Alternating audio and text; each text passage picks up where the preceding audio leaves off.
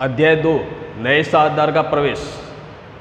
इस अध्याय में प्रवेश के समय किए जाने वाले समायोजनों में पांचवा समायोजन है संचय तथा अवितरित लाभ, अवितरित हानि व कृत्रिम संपत्तियां या काल्पनिक संपत्तियां। इस बिंदु से पहले हमने चौथा बिंदु देखा था पिछले वीडियो में, संपत्ति एवं दायित्वों का पुनर्मूल्यांकन, और इसके साथ साथ हमने देखा था स्मरणार्थ पुनर्मूल्यांकन। आज हम देख रहे हैं संचय, अवितरित लाभ, अवितरित हानि व कृत्रिम संपत्तियां। इस बिंदु के बारे में जब हम बात करते हैं तो हमको ये ध्यान रखना है कि प्रश्न के अंदर नए साझेदार का जब प्रवेश होता है तो प्रश्न के अंदर बैलेंस शीट दी जाती है और उस बैलेंस शीट के लायबिलिटी पक्ष में और एसेट पक्ष में कुछ खाते होते हैं और वो खाते संचय के या कोष के या P&L के, चाहे वो CR शेष हो चाहे DR शेष हो, तथा कृत्रिम संपत्तियां या फिक्टिशियस एसेट्स या उसको काल्पनिक संपत्तियां कहते हैं या उसको हम डिफर्ड रेवेन्यू एक्सपेंडिचर कहते हैं, जिसको हम हिंदी में स्थगित आयगत व्यय कहते हैं। इस प्रकार के खाते बैलेंस शीट के अंदर होते हैं। तो इस प्रकार के खाते बैलेंस शीट के लायबिलिटी पक्ष में या बैलेंस शीट के एसेट पक्ष में दिए हुए हो तो उन खातों को पुराने साझेदार पुराने अनुपात में बंद कर देते हैं। जैसे कि बैलेंस शीट के लायबिलिटी पक्ष में रिजर्व दिया हुआ है, जनरल रिजर्व, तो उस जनरल रिजर्व के ऊपर अधिकार नए साझेदार का नहीं है। वो जनरल रिजर्व पुराने साझेदारों ने और एकत्रित किया हुआ है, संचित किया हुआ है, तो उसके ऊपर अधिकार भी पुराने साझेदारों का होता है। तो नए साझेदार के प्रवेश के समय पुराने साझेदार आपस में उस संचय को पुराने अनुपात में बांट देते हैं। ऐसे कैसे? यदि बैलेंस शीट के लायबिलिटी पक्ष में रिजर्व फंड दिया हुआ है तो उसको भी पुराने साझेदार पुराने अनुपात में बांट देते हैं। ऐसे कैसे? पिछले साल का P&L अकाउंट का नेट प्रॉफिट अगर दिया हुआ है जिसका वितरण किया गया नहीं है पिछले साल, मान लो, उसको बोलते हैं अवितरित लाभ। तो P&L अकाउंट का अगर CR शेष दिया हुआ है बैलेंस शीट के लायबिलिटी पक्ष में तो उसको भी पुराने साझेदार पुराने अनुपात में बांट देते हैं। या बैलेंस शीट के अंदर अन्य किसी भी प्रकार का संचय हो, जैसे कि WCR वर्कमैन कॉम्पेंसेशन रिजर्व, जैसे कि IFR इन्वेस्टमेंट फ्लक्चुएशन रिजर्व, इस प्रकार के संचय के खाते होते हैं। तो इन खातों के शेषों को भी पुराने साझेदार पुराने अनुपात में बांट देते हैं। कहने का मतलब बैलेंस शीट के लायबिलिटी पक्ष में संचय कोष या P&L अकाउंट से संबंधित कोई भी खाता हो तो प्रवेश के समय, नए साझेदार के प्रवेश के समय उन खातों को पुराने साझेदार पुराने अनुपात में वितरित कर देते हैं, बांट देते हैं। अर्थात उन खातों को बंद कर दिया जाता है, अर्थात उन खातों को अपलिखित किया जाता है। तो अपलिखित करने की यहाँ पर एक एंट्री लिखी हुई है। बैलेंस शीट के लायबिलिटी पक्ष में आने वाले सारे खाते CR शेष वाले खाते होते हैं और उन खातों को जब हम बंद करते हैं तो डेबिट करते हैं और डेबिट करने के बाद उसको पुराने साझेदारों के पूंजी खातों में या चालू खातों में ट्रांसफ़र कर देते हैं। अगर स्थिर विधि है तो चालू खातों में ट्रांसफ़र करेंगे, और स्थिर विधि नहीं है और परिवर्तनशील विधि है तो पूंजी खातों में ट्रांसफ़र करेंगे पुराने अनुपात में। ठीक है, इसकी एंट्री दी हुई है P&L account DR, general reserve account DR, reserve fund account DR, WCR account DR, IFR account DR to old partners capital account. अर्थात इस प्रकार के जो भी संचय के खाते या कोष के खाते या लाभ के खाते बैलेंस शीट के लायबिलिटी पक्ष में होते हैं तो उसको पुराने साझेदार पुराने अनुपात में बांट देते हैं। ये तो हुई बैलेंस शीट के लायबिलिटी पक्ष की बात। इसके बारे में अलग से कोई प्रश्न में सूचना नहीं होती है। आपको ये ध्यान रखना है कि बैलेंस शीट में इनमें से अगर लायबिलिटी पक्ष में कोई भी खाता अगर दिया हुआ है तो उस खाते को पुराने साझेदार पुराने अनुपात में बंद कर देते हैं, आपस में बांट देते हैं। ऐसे कैसे? बैलेंस शीट का लायबिलिटी पक्ष भी हमको देखना है। बैलेंस शीट के लायबिलिटी पक्ष में कुछ ऐसे खाते होते हैं जो नए साझेदार के प्रवेश के समय पुराने साझेदार पुराने अनुपात में बांट देते हैं। उन खातों में एक खाता है P&L अकाउंट का DR शेष। अगर बैलेंस शीट के एसेट पक्ष में P&L अकाउंट का DR शेष दिया हुआ है जिसको हम कहते हैं अवितरित हानि, पिछले साल P&L अकाउंट के अंदर नेट लॉस आया और उस नेट लॉस को पिछले साल बांटा नहीं गया है, तो उसको बोलेंगे अवितरित हानि, और उस अवितरित हानि को बैलेंस शीट के एसेट पक्ष में दिखाया गया है। एक तो ये खाता। दूसरा खाता कृत्रिम संपत्तियां, जिसको हम फिक्टिशियस एसेट बोलते हैं या काल्पनिक संपत्तियां बोलते हैं, या इसका एक दूसरा नाम है जिसको हम बोलते हैं deferred revenue expenditure. Deferred revenue expenditure, स्थगित आयगत व्यय। उसका एक एग्जाम्पल है जिसका नाम है भारी मात्रा में किया गया एडवर्टाइजमेंट एक्सपेंसेस, विज्ञापन व्यय। आप जानते हैं कि विज्ञापन व्यय अगर हम करते हैं भारी मात्रा में, तो उसका लाभ 1 साल से ज़्यादा समय तक मिलता है। जिस व्यय का लाभ 1 साल से, जिस आयगत व्यय का लाभ 1 साल से अधिक समय तक मिलता है, उसको हम बोलते हैं स्थगित आयगत व्यय। ऐसे स्थगित आयगत व्यय के खाते भी बैलेंस शीट के एसेट पक्ष में दिखाए जाते हैं। तो नए साझेदार के प्रवेश के समय अगर बैलेंस शीट के एसेट पक्ष में P&L अकाउंट का खाता दिया हुआ हो, या बैलेंस शीट के एसेट पक्ष में डिफर्ड रेवेन्यू एक्सपेंडिचर या फिक्टिशियस एसेट्स या एडवर्टाइजमेंट एक्सपेंसेस, इस प्रकार के खाते दिए गए हो, तो उन खातों को भी क्या कर दिया जाता है, अपलिखित कर दिया जाता है, अर्थात बंद कर दिया जाता है, अर्थात पुराने सादा पुराने अनुपात में उसको बांट देते हैं। अब आप जानते हैं कि बैलेंस शीट के एसेट पक्ष में आने वाले खाते जिनका शेष कैसा होता है, DR, उन खातों को बंद करेंगे तो क्या करेंगे, CR, और CR करने पर वो खाते बंद हो जाएंगे, तो डेबिट किसके खाते किए जाएंगे, ओल्ड पार्टनर्स के। तो इसकी एंट्री है old partners capital account DR to P&L account to deferred revenue expenditure account. तो इस प्रकार से और नए साझेदार के प्रवेश के समय बैलेंस शीट के लायबिलिटी पक्ष में या एसेट पक्ष में इनमें से कोई भी खाता अगर दिया हुआ है, तो प्रवेश के समय इन खातों को पुराने साझेदार पुराने अनुपात में बंद कर देते हैं। पुराना अनुपात प्रश्न के अंदर ही दिया हुआ आता है। एक नोट्स आपको ध्यान रखनी है, EPF क्या है, एम्प्लॉय प्रोविडेंट फंड, कर्मचारी भविष्य निधि हिंदी में बोलते हैं।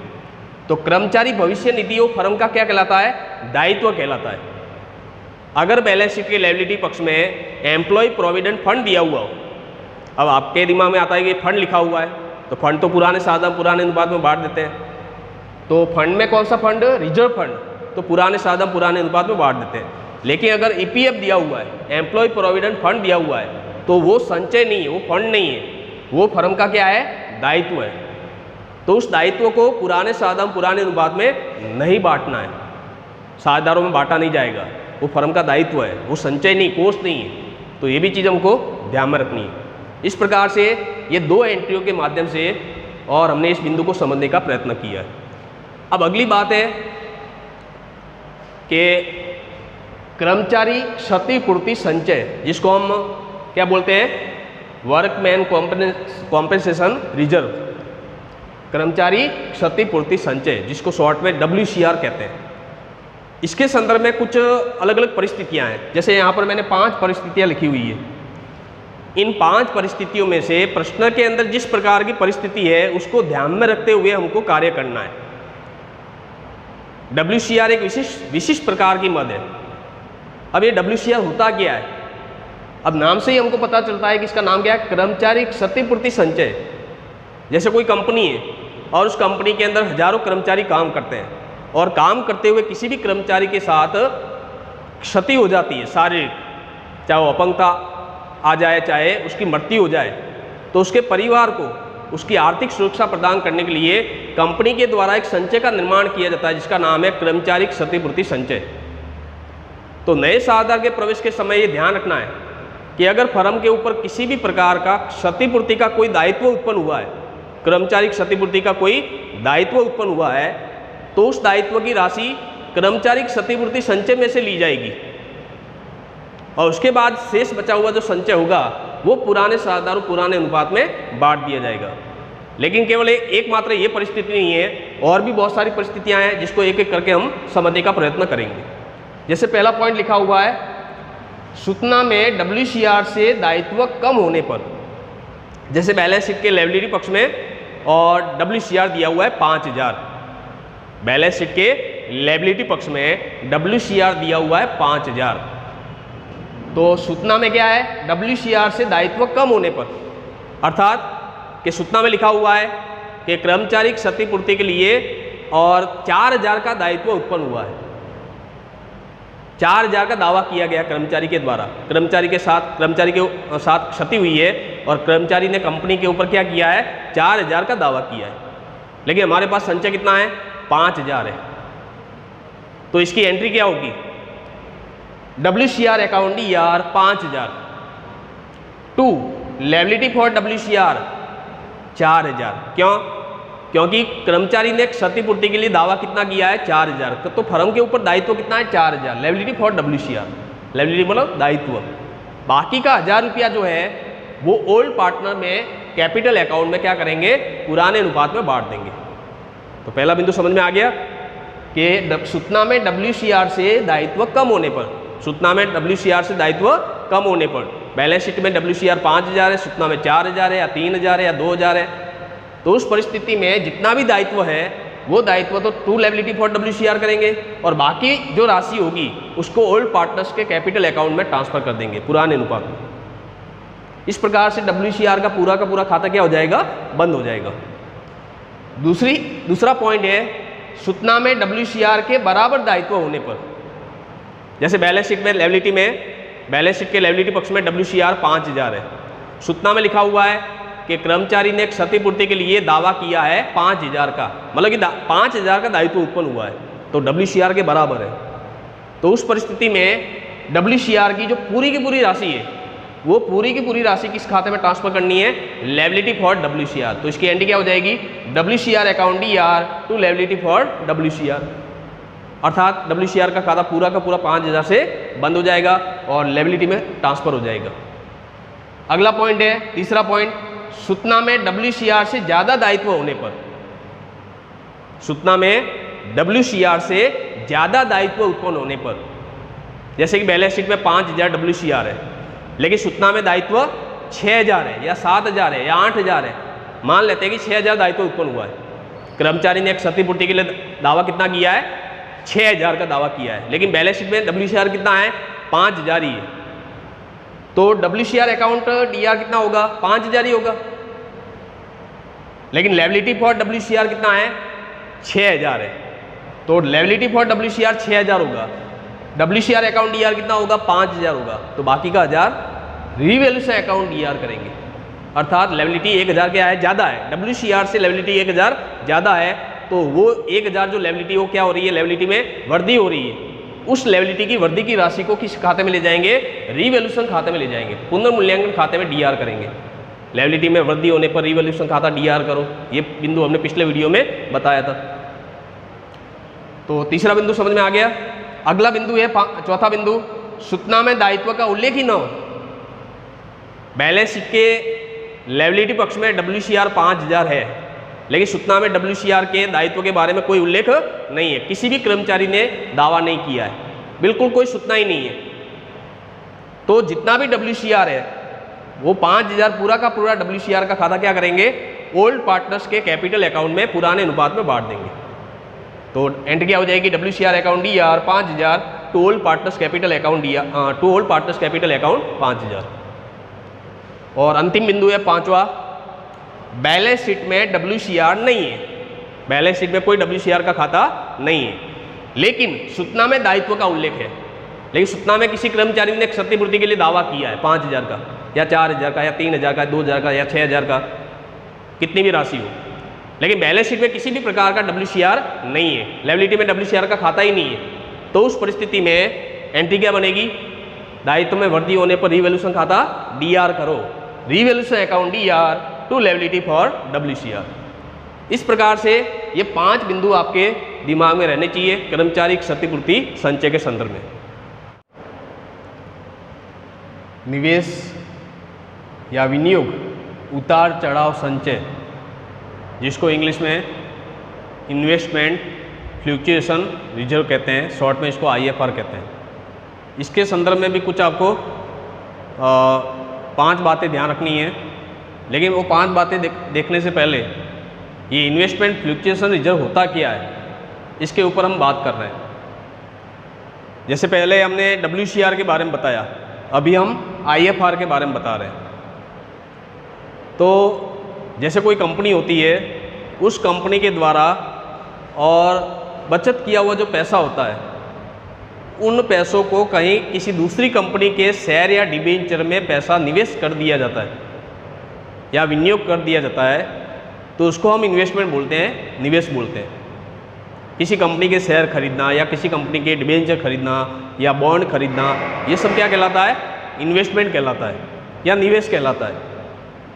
तो आप जानते हैं कि किसी भी कंपनी के शेयर या किसी भी कंपनी के डिबेंचर जिसका शेयर मार्केट में और मूल्य में क्या होता रहता है? उतार या चढ़ाव होता रहता है। मतलब कि शेयर मार्केट के अंदर उसके मूल्य में कमी या वृद्धि होती रहती है।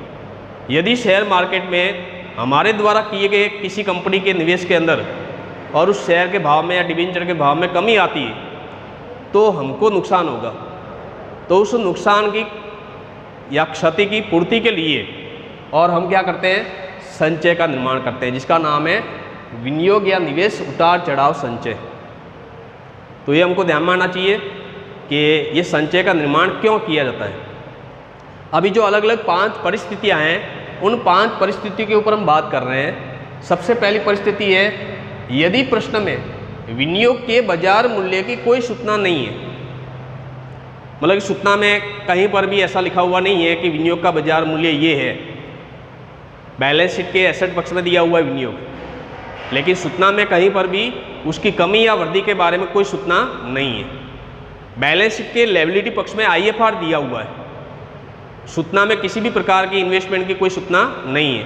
तो उस परिस्थिति में IFR की संपूर्ण राशि पुराने साझेदारों में पुराने अनुपात में बांट दी जाती है, जिसकी entry investment fluctuation reserve account या to old partners capital account. जैसा कि हम जानते हैं कि IFR का खाता बैलेंस शीट के लायबिलिटी पक्ष में आता है और उस खाते को बंद करने पर DR किया जाता है और उसकी संपूर्ण राशि कैपिटल खाते में ट्रांसफ़र की जाती है, पुराने साझेदारों के कैपिटल खाते में और पुराने अनुपात में। ये पहली कंडीशन।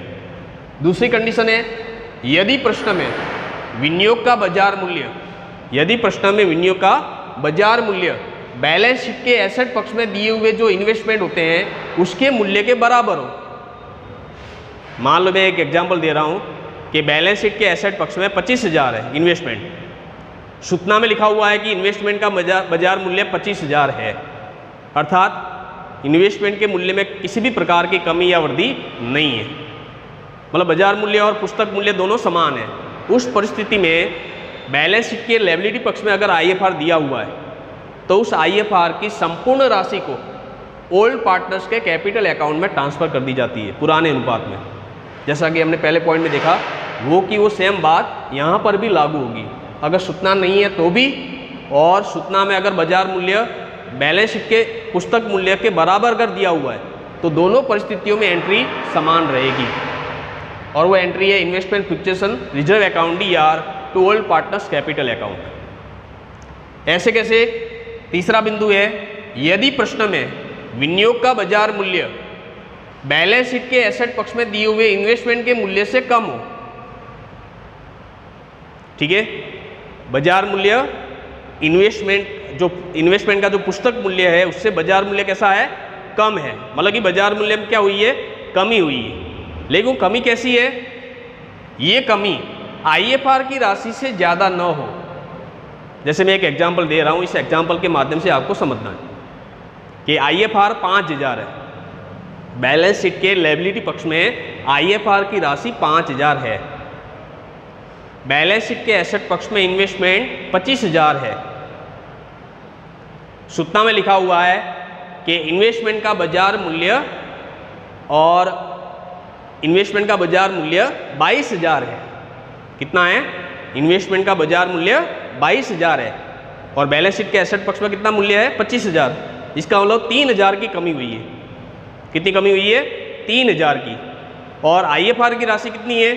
बैलेंस शीट के लायबिलिटी पक्ष में IFR की राशि है 5,000। अर्थात क्या हुआ कि ये कमी IFR की राशि से ज़्यादा न हो। IFR की राशि 5,000 है लेकिन कमी कितनी है? और कमी कितनी है? 3,000 है। तो ये IFR की राशि से ज़्यादा नहीं है। तो उस परिस्थिति में एंट्री क्या होगी? IFR account DR to investment account to old partners capital account. जैसे कि IFR कितना है 5000, बैलेंस शीट के लायबिलिटी पक्ष में IFR की राशि कितनी है 5000, तो IFR account DR 5000 to investment account कितनी कमी हुई थी 3000 की, तो टू इन्वेस्टमेंट अकाउंट 3000, और बाकी के जो 2000 है वो 2000 ओल्ड पार्टनर्स के कैपिटल अकाउंट में ट्रांसफर करेंगे पुराने अनुपात में। तो ये बात हमको, और तीसरा बिंदु समझ में आना चाहिए कि क्या कहना चाहता है। ऐसे कैसे चौथा बिंदु है, यदि प्रश्न में विनियोग का बाजार मूल्य बैलेंस शीट के एसेट पक्ष में दिए हुए इन्वेस्टमेंट के मूल्य से कम हो, बैलेंस शीट के एसेट पक्ष में दिए हुए इन्वेस्टमेंट के मूल्य से कम हो, ये की ये बात यहाँ पर भी हमने बताई थी, ये की ये बात यहाँ पर भी बताई है, लेकिन दोनों में फर्क है। जैसे यहाँ पर तो हमने क्या बताया था, ये कमी IFR की राशि से ज़्यादा ना हो, और यहाँ पर मैंने लिखा है ये कमी IFR की राशि से ज़्यादा हो। एक एग्जाम्पल दे रहा हूँ, जैसे कि बैलेंस शीट के लायबिलिटी पक्ष में IFR 5000 है, ठीक है। अब कमी कैसी होगी, 5000 से ज़्यादा होगी। पिछले पॉइंट में IFR की राशि 5000 थी, लेकिन कमी कितनी हुई थी 3000, लेकिन इस पॉइंट में IFR की राशि 5000, लेकिन कमी कितनी होगी 5000 से अधिक होगी। कैसे, मैं एक एग्जांपल दे रहा हूँ, जैसे कि इन्वेस्टमेंट बैलेंस शीट के एसेट पक्ष में इन्वेस्टमेंट है 25000, बैलेंस शीट के एसेट पक्ष में इन्वेस्टमेंट है 25000, और सूचना में लिखा हुआ है विनियोग का इन्वेस्टमेंट का बाजार मूल्य और 19000 है। विनियोग का बाजार मूल्य कितना है 19000, और बैलेंस शीट के एसेट पक्ष में इन्वेस्टमेंट का मूल्य कितना दिया हुआ है 25000। इसका मतलब कमी कितनी है 6000 की कमी है, जबकि हमारे पास IFR कितना है 5000 है। इसका मतलब ये हुआ कि कमी IFR की राशि से ज़्यादा है।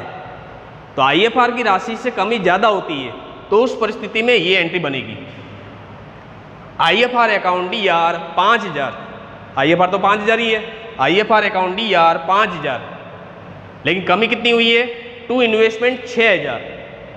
इन्वेस्टमेंट के मूल्य में कमी होने पर इन्वेस्टमेंट का खाता 2 होता है, तो वो कितना हुआ है 6000, तो बाकी का अंतर जो है वो 1000 रिवैल्यूएशन खाते में जाएगा।